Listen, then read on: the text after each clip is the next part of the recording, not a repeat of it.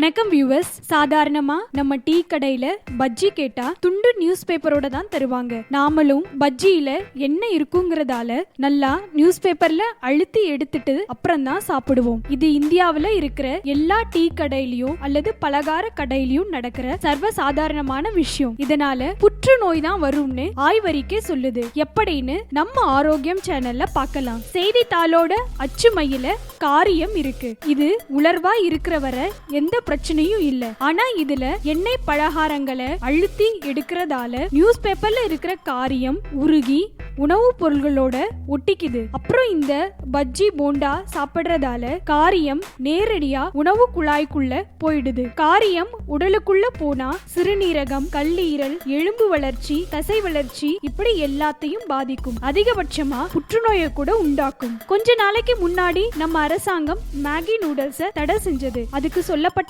காரணம் அதுல குறிப்பிட்ட அளவுக்கு மேல காரியம் இருக்கு அப்படிங்கிறது தான். இதே மேகி நூடுல்ஸ்க்கு சமமான காரியம் நாம எண்ணெய் எடுத்துட்டு சாப்பிடுற பஜ்ஜி போண்டாவிலையும் வீட்ல எண்ணெய் உரியறதுக்காக நியூஸ் பேப்பர் போட்ட அப்பளம், பூரிகள்ல கூட இருக்கு. கெடுதல் விளைவிக்கிற பொருள்கள் உடம்புக்கு போனா அது கழிவா வந்துடுமேன்னு நீங்க கேட்கலாம். ஆனா காரியத்தோட கதையே வேற. இது தேவைக்கு அதிகமா உடல்ல சேர்ந்தா உணவு குழல்ல படிகமா தங்கிடும். அப்புறம் அதிகப்படியான பிளட் பிரஷர், கிட்னி கெட்டு போறது, ஆண்மை குறைவு, நரம்பு தளர்ச்சி, பெண் மலட்டுத்தன்மை, ரத்த சோகை இப்படி இத்தனைக்கும் மேலா புற்றுநோய் கூட ஏற்படுத்தும். ஆக இனிமே பஜ்ஜி போண்டாவுக்கோ அப்பளம் பூரிக்கோ அடியில நியூஸ் பேப்பர் போடுறத முற்றிலும் தவிர்த்திடுங்க. அதுக்கு பதிலா டிஷ்யூ பேப்பரையோ அல்லது நல்ல துணியையோ வாழை இலையையோ இல்ல கை இலையையோ பயன்படுத்தலாம். நிச்சயம் இந்த குறிப்புகள் உங்களுக்கு பயனுள்ளதா இருக்கும்னு நம்புறோம். இன்னும் இந்த மாதிரி ஆரோக்கியம் சம்பந்தமான குறிப்புகளை தெரிஞ்சுக்க மறக்காம நம்ம ஆரோக்கியம் சேனலை சப்ஸ்கிரைப் பண்ணுங்க.